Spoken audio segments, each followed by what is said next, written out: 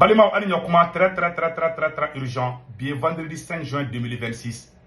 Ko Français ka tchemou minena. Ni ani général Nema Sagara, ani général Abbas Dambélé, ni Assimi Gota ko kube fait ka coup d'état Kalila. Kuye Samouan kaso de di ni tchaima. Ou bora ko mali justice Samouan kaso de dama.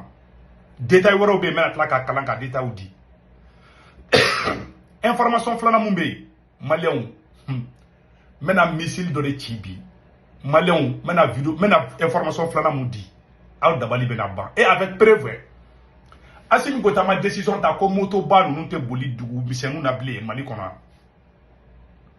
Muna assime décision ta. Mena décision ta ku. Mena secret for onyena bi vidéo toko de ko film terminé. Malion. Muna assime décision ta ka mali justice bla ka Samouan kaso di ni français tchaima. Metla ko fana secret. Me doni kalama ula nte chaman kalama ula. Me doni kalama mbo ou me mon kalama mbo fa onyena. C'est ça. Que justice malienne, l'agent français Vassilier a été condamné par la justice pour atteinte à la sûreté de l'État à 20 ans de réclusion criminelle, 20 ans d'interdiction de séjour, 3 600 000 francs CFA d'amende au paiement de francs CFA symbolique à l'État malien. Il va être libéré tranquillement dans quelques jours. Malien. Ko Samouan kaso de drama o ya d'abord ou kumbe fe ka Côte d'Ivoire sura ou Côte d'Ivoire sura si munu mine fam am be bora a ere be bora ko mercenaire du o yo le condamné katla kubla bon ou ni décision mi tade ou ni français tchainde ni blali fera de be ka teke teme Assimi mbulu ko ça dit que ayen ou ni mu ketan négociation de bu ni français tché donc pour que ganim bla malien kana teke ula malien kana fo coup d'état de du bora dro ou ni juge aye mogol aye ou bele mene ñoko fe ku be ku me fe ka coup d'état ke muna awma abasini ninu be muna amu be juger ñoko fe malien be ki akilam muna amu be juger nete ka tche défendre be baro nete français fait mais muna aye français que juger muna ama abas juger muna ama Nema Sagara fana juger général Abbas général Nema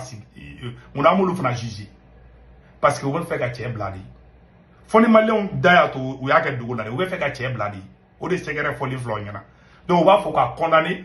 ma warin do saradro tche ka 3 600 000 francs bo saradro bla bla bla dro ou bo taga to duga sunguruba mo te al bla mali kesila malien mena information flana mu flonyana Assimi Gota décision ta malien Claire Flananye président Assimi Gota a décision ta ko moto ba nous te bouli ala dugu misenu na bli a décision ta commune à Malion mena secret fonyana Malion a Kleflanina et bina jaraka mogo ouye anga et morti wa antaro sebaredi je pense que ça doit être morti voilà ouye anga kando de chi ay kuma ina mede attendez ga affaire ajeka ouye anga kam militaire de chi an kun kelembe kata moto ba munu sande Mali ay kuma ina mede an keleme ka taga moto ba chama san o moto nunu mambolo wakati mina ambe bali mun de la anya yé ka fo voilà a fleni ko voici les vidéos du combat du 25 avril de Jenin par le Jenin de ni tourné à vidéo bi ne yere nya bala me ka kuma fo romina mais tien yere la nete vidéo ngira awla parce que Mali armée fin do be nte fe ko ira Mali armée ka fena. Voilà, je pense que les séparés kandé ni mafli. Voilà, vers Mokti. Donc, quand faut onyena ou taranga kan anga kan pele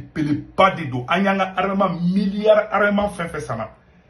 Ja ou ya filmé ou ma blade ou ya to Assimi Gota be mangana watina. Au vidéo de futi ket les flyna. Ja dessous des vidéos in bla avec groupe WhatsApp bébé ka kulena et ko ja en saradia. Donc pour que ka malien nyina ko ou dimina d'abord ou bora kata propagande na Mali télé là ko les bataillon d'intervention rapide ko le créé ko Burkina mu créé ko Mali sura soube les motos ba ou sans fait o les motos mu sa ko di Mali sura souma o moto era me kamin kono binaka mo fana taro moto tlanche beta donc ou sera ka marama fa munta ou yolu ta atakanu lui ou ma se mun na yolu jeni kan kono a vidéo b et a été montage vidéo yere di du a vidéo b a bebe bolo me tiana ne taira o vidéo mi ye futi kɛ dɛ malien o de dusuma kasa bolo u la u bɛ ka beziw créer donc u bɛ ka beziw créer fan bɛɛ ka yira k'a fɔ parce que o jigi kun bɛ moto minnu kan ko b'a di an ka sɔrɔsiw ma k'olu ka wuli ko ka taga attaque ni fɛnw kɛ u y'a ye o moto fana caman m'a fɔ moto bɛɛ dɛ moto tilancɛ bɛɛ Binaka mɔgɔw taara ta le fait que olu ye wari don moto la k'olu b'a di an ka sɔrɔsiw ma o moto taara yɛrɛ sɔrɔ tero tɛgɛ kɔnɔ donc olu dimi kojugu ko ka moto yɛrɛ interdit c'est à dire ni jigila tigɛra a bɛ fɔ ne ma ko jigilatigɛ.com ni y'i faso janfa k'i ka armée janfa k'i b'a kɛ ni propagande ni nkalon ye ala tɛ nkalon i ye nkalon masiri cogo cogo nkalon ala ma barika don nkalon na sa u ye nkalon de tigɛ tero ni ka video caman bɛ u ma bila u y'a dabɔ a kama de attaque in kɛra ka ca kalo kelen ye tile filanin de la de u y'a video bila u ye an ka kan ci cogo min a bɛ diɲɛ media bɛɛ kan ne y'a ye quoi non ne ye n bolo da n kun na de u y'a ala kalama c'est l'un des plus grands camps militaires du Mali u ye tiɲɛni qualité dɔ don an ko a tɛ sɔn ɲɛfɔli ma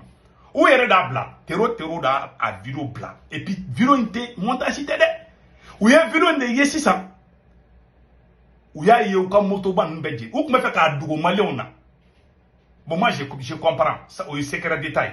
mais aw ni minnu bɛ kɛlɛ la olu bɛ bɔ ni ko ye de n'aw kumana o de kosɔn k'aw ma n'aw tɛ se ka tiɲɛ fɔ a y'aw makun aw kana nkalon tigɛ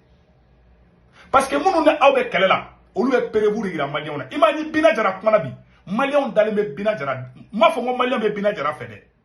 mɔgɔ dɔ bɛ yen i t'a fɛ mais kuma min bɛ bɔ a da i ni ala cɛmancɛ la i b'a dɔn n'a ye a bɛ n'a fɔ sisan nɔ mɔgɔ fagala dɔ kana k'i jɔ ko n'i sɔrɔ n b'i faga e ni ala cɛ e tɛ da o la